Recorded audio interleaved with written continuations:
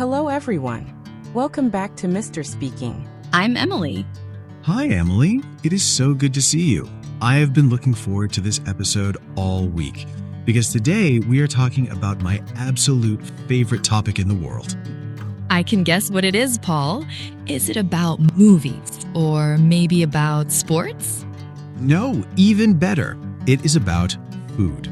I think food is the best way to learn a language because we eat every single day. You are so right. Food is universal. Everyone has a favorite dish, and everyone has things they don't like to eat. I am already feeling a little bit hungry just thinking about it. Me too. My stomach is already starting to growl a little bit. So, Emily, let's start with a simple question. What do you really like to eat? Oh, I love so many things. But if I have to choose, I really like Italian food. I love pizza, especially with lots of cheese and some fresh basil on top. What about you, Paul? Pizza is amazing, but I think I love sushi even more. I really like fresh fish and rice. It feels very healthy and light. That's a great choice. I like sushi too, but I don't really like it when it is very spicy. Sometimes they put too much wasabi in it. Yes, wasabi can be very strong. It makes my nose feel funny. But tell me, is there any food that you really don't like? Like you never want to see it on your plate? That's a tough one. I think I don't like broccoli very much. I know it's good for me, but the taste is just not my favorite. That is funny because I actually love broccoli. I like it steamed with a little bit of butter and salt, but I really don't like mushrooms. The texture is just strange to me. Ah, I see. Many people feel that way about mushrooms. It's okay. We all have different tastes. That is what makes food so interesting. Emily, I heard you say I really like and I don't really like. Is there a difference between saying I don't like and I don't really like? That is a great question. I don't like is very direct and strong. But if you say I don't really like, it sounds a bit softer and more natural in a conversation. Ah, I see. So it's like saying it's not my favorite thing. That's very useful for our friends who want to sound polite. Good job, Emily. Exactly. It's always good to have options in English. Now, Paul, let's talk about our daily routine. What do you usually eat for breakfast? Well, on weekdays, I am usually in a hurry. So for breakfast, I eat eggs and bread, and I always have a big cup of black coffee. Coffee is a must. I can't even open my eyes without coffee. I usually have some fruit for breakfast, like a banana or an apple. That is very healthy. I should eat more fruit. What about lunch? Do you have a big lunch at work? Usually, I have a sandwich or a salad for lunch at 12 p.m. I like to keep it light so I don't feel sleepy in the afternoon. That is smart. I usually have a bigger lunch. I love rice and beans with some grilled chicken. It gives me a lot of energy for the rest of the day. That sounds delicious. Do you usually cook your lunch at home or do you eat out at a restaurant? Sometimes I cook at home on Sundays and bring my food to work. It's a good way to save money. But on Fridays, I like to eat out with my colleagues. Eating out is the best. It's so nice to try different places. When you eat out, do you prefer fast food or a sit-down restaurant? I like both. If I'm in a rush, a burger and fries from a fast food place are great. But if I have time, I love a nice restaurant where I can sit and talk. Me too. I think the atmosphere is very important. Speaking of restaurants, should we practice how to order food? Yes, let's do a role play. I'll be the waiter, and you are the customer who just walked into the cafe. Okay, I'm ready. I'm sitting at a small table by the window. Hello. Good afternoon. Welcome to our cafe. Would you like to see the menu? Yes, please. Can I get the menu? I'm very hungry today. Of course. Here you go. We have some great specials today. Are you ready to order a drink first? Yes, I would like a cold bottle of water, please, and maybe a glass of orange juice. Great. 1 water and 1 orange juice. And what would you like to eat for your main course? Everything looks so good. I think I would like the chicken sandwich, please. But can I have it without mayonnaise? Certainly. One chicken sandwich, no mayo. Would you like anything else with that? Maybe some fries or a side salad? I'll take the side salad, please. I want to be a little bit healthy today. Good choice. Is that all for now? Yes, that's all. Thank you very much.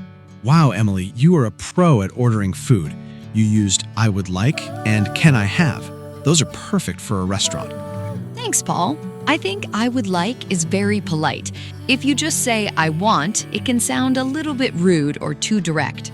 You are totally right. It's a small change, but it makes a big difference in how people see you. I would like is always a safe bet.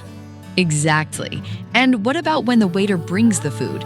How do we describe it if it tastes really good? Oh, there are so many words. You can say, this is delicious, or this is amazing. If it's something like a cake, you can say, this is so sweet and tasty. I love the word delicious. It sounds so much better than just saying good. What if the food is very hot? Then you can say, careful, this soup is very hot. Or if you're drinking something from the fridge, you say, this juice is nice and cold. Those are great adjectives. What about when something has a lot of salt? Oh, then you say, this is too salty. I hate it when I order something and it has way too much salt. I have to drink so much water after. Me too. It's not a good feeling. And if something has no flavor at all, we sometimes call it bland, like plain white rice without anything on it.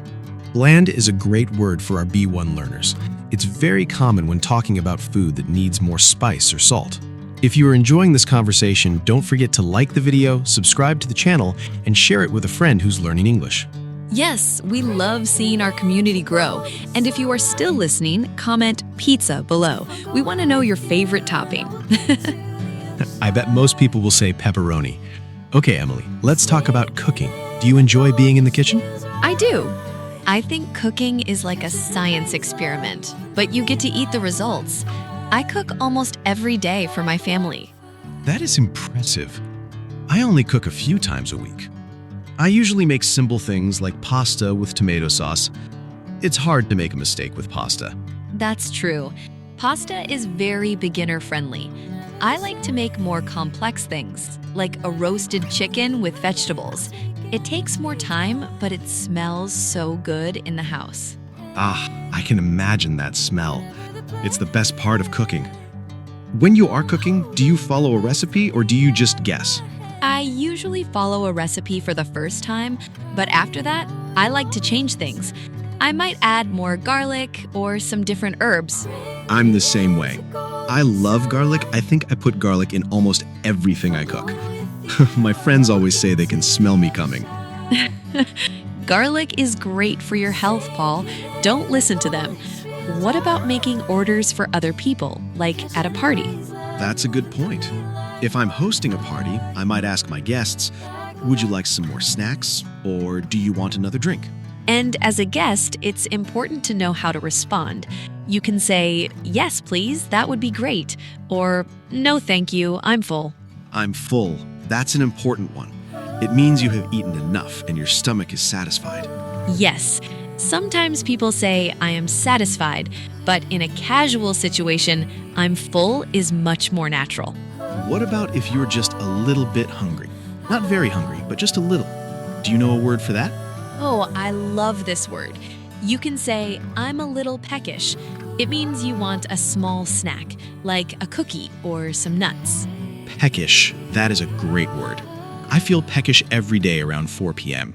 That is my snack time. Me too. I usually have some tea and a biscuit. It's a very nice habit. Speaking of tea, let's talk about being thirsty. If you really need water, what do you say? You can say, I'm thirsty, or if it is very serious, you can say, I'm parched. But thirsty is the most common one. I'm very thirsty. I need some water. That is a sentence every traveler should know. Definitely, especially if you are walking around a new city all day. You need to stay hydrated. So, Emily, we talked about common mistakes earlier. Is there another one that you hear often when people talk about food? Yes, Many people say I have hunger because that is how they say it in their native language. But in English, we use the verb to be. Right. We say, I am hungry, not I have hunger. That is a big one for A1 and A2 learners to remember. Exactly. Just like I am 20 years old instead of I have 20 years. English loves the verb to be for these things. That is a very helpful reminder. Now, Emily, do you have a story about a time you went to a restaurant and something interesting happened? Oh, I have a funny story. Last year, I went to a very fancy restaurant for my birthday. I ordered what I thought was a small appetizer. And what happened? Was it actually huge? No, it was the opposite. When the waiter brought the plate, it was just one tiny piece of fish in the middle of a giant plate. Oh no, the fancy restaurant portion sizes. Did you have to order another meal after that? Yes, I was still so hungry after the appetizer that I had to order a big bowl of pasta. It was a very expensive birthday dinner. That is a classic story. I had a similar thing happen once. I went to a spicy food challenge with my brother. A spicy food challenge? That sounds dangerous. Did you win? Well, I tried a very hot chicken wing. At first, I thought, this is not so bad. But then, 5 seconds later, my whole face turned red. Oh no. Did you drink a lot of water? I drank a whole liter of milk. Water doesn't really help with spicy food. You need milk or bread to stop the burning. That is a good tip for our listeners. If you eat something too spicy, drink milk, not water. Exactly. It was a painful lesson, but a funny memory. Now I'm much more careful when a menu says extra spicy. I can imagine. I am very careful with that too. I like a little spice, but not a fire in my mouth. So let's review some of the things we talked about today for our friends. We talked about how to say what we like. Yes, like, I really like pizza, or my favorite food is rice and beans. And how to talk about our meals, like breakfast, lunch, and dinner. We also learned how to order politely using I would like and can I have the menu? And we described food using words like delicious, salty, sweet, and even bland. Don't forget the common mistake. It's I am hungry, not I have hunger. That's right. You guys are doing a great job. Learning all these food words will help you so much when you travel or meet new people. I agree. Food is a great conversation starter. You can always ask someone, what is the best restaurant around here? Or do you know how to cook? People love talking about their favorite recipes. Well, Paul, I think we have shared a lot of great information today. I hope our listeners feel more confident now. I think they do. And I think I'm finally ready to go find that burger I was thinking about. Go for it, Paul. You deserve a good meal after all this hard work. Thanks, Emily. And thanks to everyone for listening to Mr. English Channel. You are all amazing students. Yes, keep practicing and don't be afraid to make mistakes. That is how you learn. We'll be back soon with another fun topic to help you with your English journey. We can't wait. Don't forget to like and subscribe before you go. It really helps our channel. Have a wonderful day and enjoy your food. Goodbye, everyone. Goodbye. Bye-bye.